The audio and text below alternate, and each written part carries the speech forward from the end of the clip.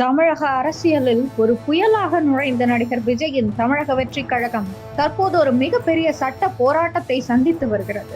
2025ஆம் ஆண்டு செப்டம்பர் மாதம் கரூரில் நடந்த ஒரு துயரமான சம்பவம் இன்று அக்கட்சியின் தலைவரையே சிபிஐ கூண்டில் ஏற்றி பார்க்கும் நிலைக்கு தள்ளியுள்ளது. 41 பேரின் மரணத்திற்கு பொறுப்பேற்க வேண்டியது யார்? நிர்வாக தவறா அல்லது திட்டமிடப்படாத கூட்டமா? இந்த கேள்விகளுக்கான விடையை தேடி ஜனவரி 12ஆம் தேதி டெல்லிக்கு அழைக்கப்பட்டுள்ளார் விஜய். அந்த பரபரப்பான வழக்கின் பின்னணி பார்க்கலாம். தமிழக வெற்றி கழகம் தனது பலத்தை நிரூபிப்பதற்காக கரூர் மாவட்டத்தில் ஒரு பிரம்மாண்டமான பொதுக்கூட்டத்திற்கு ஏற்பாடு செய்திருந்தது. லட்சக்கணக்கான ரசிகர்கள் மற்றும் தொண்டர்கள் அங்கு திரண்டனர். ஆனால் எதிர்பாராத விதமாக ஏற்பட்ட பயங்கர கூட்ட நெரிசலில் சிக்கி 41 பேர் உயிரிழந்தனர். நூற்றுக்கணக்கானோர் படுகாயமடைந்து மருத்துவமனைகளில் அனுமதிக்கப்பட்டனர். இந்த சம்பவம் தமிழகத்தையே உலுக்கியது.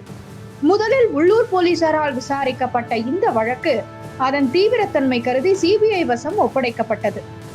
இந்த வழக்கில் விஜய்க்கு சம்மன் அனுப்பப்படுவதற்கு முன்பாக தாவேகாவின் முக்கிய நிர்வாகிகள் மற்றும் அரசு அதிகாரிகளிடம் சிபிஐ ஏற்கனவே பல கட்ட விசாரணைகளை முடித்துள்ளது. நவம்பர் 25, 2025 தாவேகா பொதுச் செயலாளர் பொசி ஆனந்த், தேர்தல் பிரச்சார மேலாண்மை பொதுச் செயலாளர் ஆதவ் அர்ஜுனா மற்றும் இணை பொதுச் செயலாளர் CTR நிர்மல்குமார் ஆகியோர் புதுடெல்லியில் உள்ள சிபிஐ தலைமையகத்தில் ஆஜராகினர். இவர்களுடன் கரூர் மாவட்ட நிர்வாகிகள் மதியழகன் மற்றும் பவுன்ராஜ் ஆகியோரிடமும் துருவி விசாரணை நடத்தப்பட்டது.